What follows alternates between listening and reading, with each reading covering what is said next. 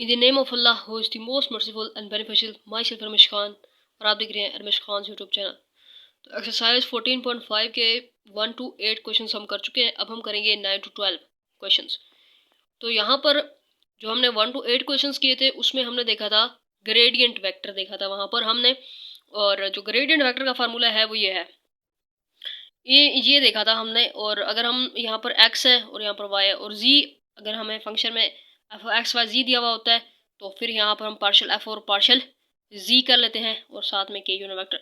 तो इसको, इस डेरिवेटिव को एफ एक्स भी लिख सकते हैं और इसको हम यूँ भी लिख सकते हैं। यानी कि ये जो ग्रेडियंट वेक्टर का फार्मूला है ये हम इस्तेमाल कर चुके हैं पिछले क्वेश्चन में। और अब जो है, अब हम क्या करने वाले हैं, डायरेक्शनल डेरिवेटिव देखने वाले हैं। ग्रेडियंट वेक्टर देख लिया है आपने, अब हम डायरेक्शनल डेरिवेटिव देखेंगे। अब जो हम क्वेश्चंस करेंगे उसमें डायरेक्शनल डेरिवेटिव फाइंड आउट करना है, ठीक है।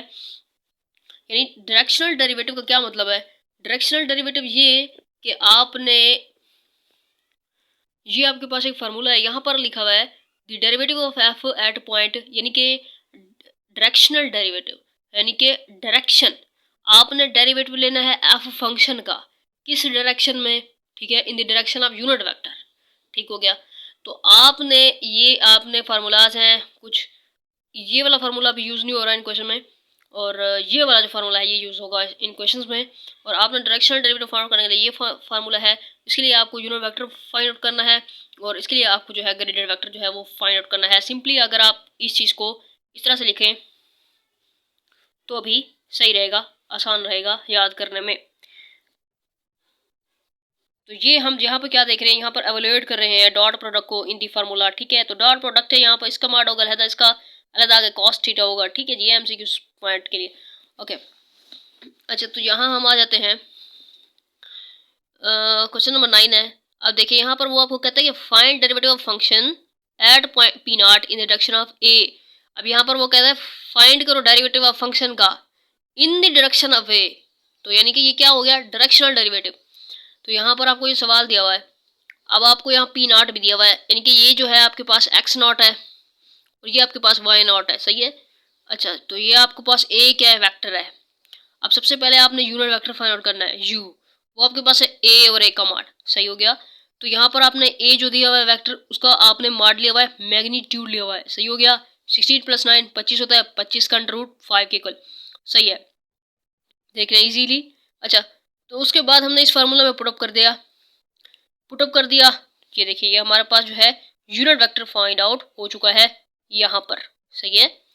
अच्छा उसके बाद अब हम, ये सवाल है इसमें हमने क्या करना है, क्योंकि अब हमने यूनिट वेक्टर फाइंड आउट कर लिया, अब ग्रेडियंट वेक्टर फाइंड आउट करना है।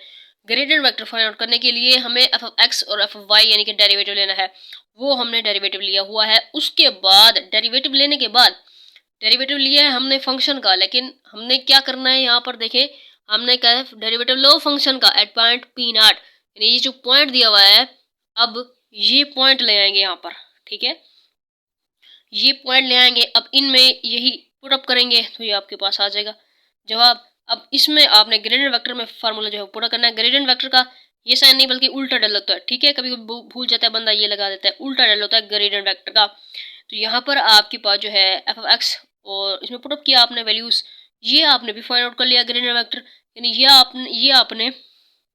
ये भी फाइंड आउट कर लिया। अब सिंपली हम फार्मूला पुटअप करेंगे, ये आपके पास है जी फार्मूला, इसमें आपने पुटअप कर दिया इसकी वैल्यू भी, इसकी वैल्यू भी, और सिंपली इन दोनों को मल्टीप्लाई किया, आई यूनिट वेक्टर वाली आपस में होंगी, जे यूनिट वेक्टर वाली वैल्यूज आपस में होंगी, तो मल्टीप्लाई कर दिया आपने और ये आपके पास जवाब आ चुका है, ठीक है। तो यानी कि हम हल कर चुके हैं क्वेश्चन नंबर 9 को।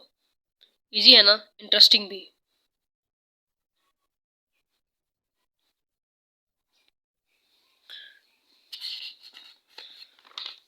तो अब हम देखेंगे क्वेश्चन नंबर 10 को।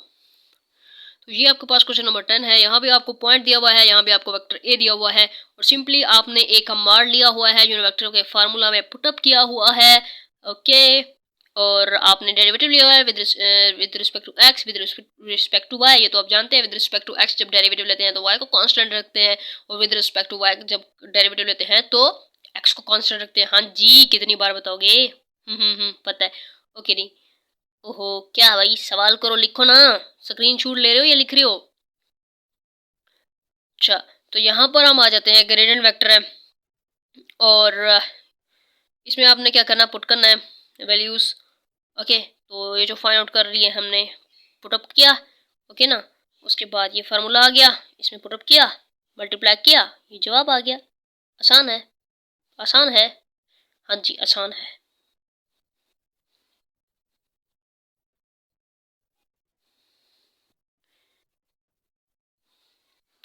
तो अब आते हैं हम क्वेश्चन नंबर 11 की तरफ। अब यहाँ पर आपने डेरिवेटिव लेना है, ठीक है। ये एक कमांड ले लिया है, उसके बाद यूनिट वेक्टर फाइंड आउट कर लिया है। अब आपको बताऊं मैं कि ये आपके पास जो डेरिवेटिव लोगे आप, यहाँ पर आपके पास है सिकेंट इनवर्स एक्स। इसका जब डेरिवेटिव लेते हैं तो ये होता है 1/x, फिर x स्क्वायर माइनस 1 का अंडर रूट। इस तरह से इसी फार्मूले को मद्देनजर रखते हुए डेरिवेटिव लिया गया है।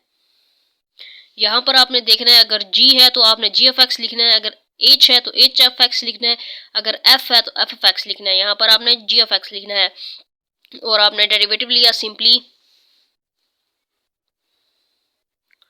उसके बाद आपने पॉइंट पुट किए, उसके बाद आपने इसका डेरिवेटिव लिया g ऑफ y, उसके बाद आपने पॉइंट पुट किए, उसके बाद आपने ग्रेटर वेक्टर के फार्मूला में पुटअप किया वैल्यूज़। उसके बाद आपने ये आपके पास जो डायरेक्शनल डेरिवेटिव का फार्मूला ये आप D F over D S, इसमें आपने पुटअप किया इसकी और इसी वैल्यू, तो वो आपके पास मल्टीप्लाई होने के बाद आपका जवाब आ चुका है 31/113, यानी 13 1 या 3। तो अब क्वेश्चन नंबर 12 है, यहाँ पर एच है। ओके, तो सिंपली अब यहाँ पर आपके पास टेन इनवर्स भी है, साइन इनवर्स भी है। तो टेन इनवर्स होता है, टेन इनवर्स एक्स होता है 1/x 1 + x का, ठीक हो गया। और ये इसी फार्मूले के तहत आपने डेरिवेटिव लेने हैं और आपने यहाँ पर डेरिवेटिव लिए हुए हैं। डेरिवेटिव लिए सिंपली और पॉइंट पुट किए और ग्रेडियंट वेक्टर के फार्मूले में पुट किया, ओके। और ये अभी एच वाई यानी अभी पॉइंट वाई का पुट किया। उसके बाद सिंपली यहाँ तक पहुँच गए हम। उसके बाद हम यहाँ आ गए, इसमें ग्रेडियंट वेक्टर का फार्मूला पुटअप कर दिया। अब यहाँ पर इसमें पुटअप किया फार्मूला में, अब इसको मल्टीप्लाई किया। अब ये सिंप्लीफाई करने के बाद ये आपके पास जवाब आ चुका है। तो यानी कि क्वेश्चंस हम हल कर चुके हैं। ये वीडियो हम यहीं पे एंड करते हैं। अल्लाह हाफिज़।